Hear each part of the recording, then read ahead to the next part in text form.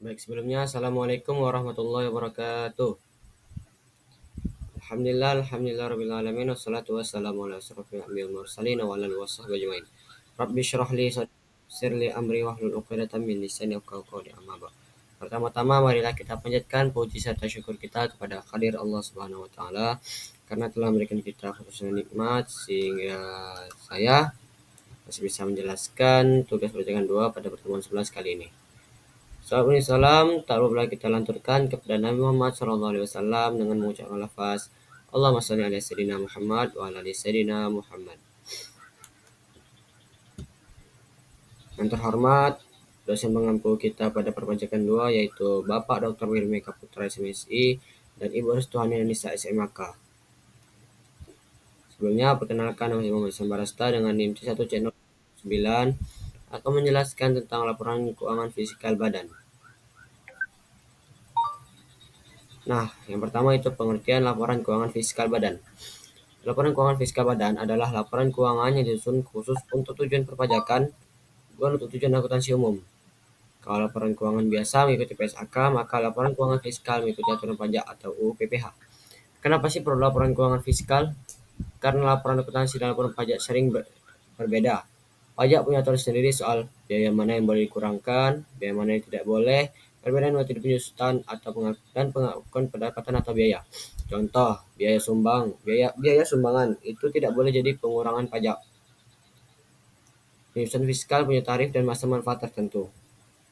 Nah, laporan keuangan fiskal ini mencakup elemen-elemen seperti neraca keuangan fiskal, laporan laba dan rugi fiskal, rekonsiliasi laporan keuangan fiskal dengan komersial, dan ikhtisar kewajiban pajak. Nah, yang kedua itu rekonsiliasi fiskal. Rekonsiliasi fiskal adalah proses untuk menyesuaikan laba akuntansi menjadi laba fiskal atau penghasilan kena pajak. Karena aturan pajak dan akuntansi tidak selalu sama, ini adalah langkah penting dalam penyusunan SPT tahunan badan. Nah, apa sih tujuan rekonsiliasi fiskal itu? Yang pertama itu untuk menghapus biaya yang tidak boleh menurut pajak. Yang kedua yaitu menambahkan pendapatan atau biaya sesuai aturan fiskal. Yang ketiga itu menghasilkan PKP dalam kurun penghasilan kena pajak yang benar. Jenis rekonsiliasi itu ada dua, yaitu yang pertama koreksi fiskal positif. Yang ini menambah laba fiskal karena ada biaya yang tidak boleh menurut pajak. Contoh sumbangan, denda pajak, biaya pribadi, dan lain-lain. Yang kedua itu koreksi fiskal negatif, mengurangi laba fiskal. Karena ada pendapatan yang tidak kena pajak atau biaya yang boleh menurut pajak. Contoh dividen bebas pajak, penyusutan fiskal lebih besar. Nah, kita masuk ke koreksi fiskal. Koreksi fiskal adalah penyesuaian antara laba akuntansi dengan laba menurut pajak. Karena tidak semua pendapatan dan biaya di akuntansi diakui oleh pajak, maka perusahaan harus menambah atau menguranginya. Jenis koreksi fiskal tadi sama seperti rekonsiliasi fiskal, yaitu yang pertama koreksi fiskal positif. Menambah laba fiskal artinya di mana biaya yang tercatat di akuntansi tidak boleh dikurangkan menurut pajak.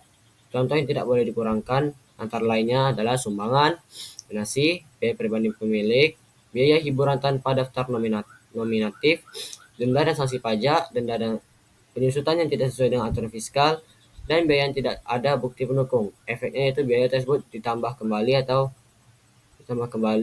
ke laba atau PKP lebih besar.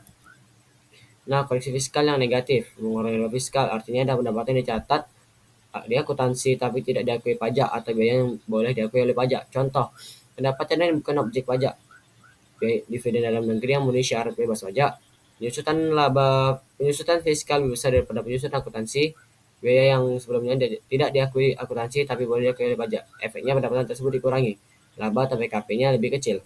Nah, contoh dari koreksi fiskal ini ada yang positifnya ini. Misal laba akuntansi yaitu 100 juta rupiah. Koreksi positif yaitu ada dana sumbangan dan dana pajak. Sumbangan 5 juta, dana pajak 2 juta. Total positifnya 7 juta. Nah, koreksi negatifnya, dividen dalam negeri bebas pajak adalah 3 juta. Total negatifnya 3 juta. Perhitungan laba akuntansi sama dengan 100 juta rupiah. Nah, koreksi positifnya 7 juta dikurangi dengan koreksi negatifnya, yaitu 7 juta dikurang 3 juta itu 4 juta. Maka laba fiskal atau PKP-nya sebesar 104 juta. Baik, segitu saja materi yang saya dapat sampaikan. Bila ada kurang dan lebihnya saya mohon maaf. Wabillahi taufiq wal hidayah. Wassalamualaikum warahmatullahi wabarakatuh.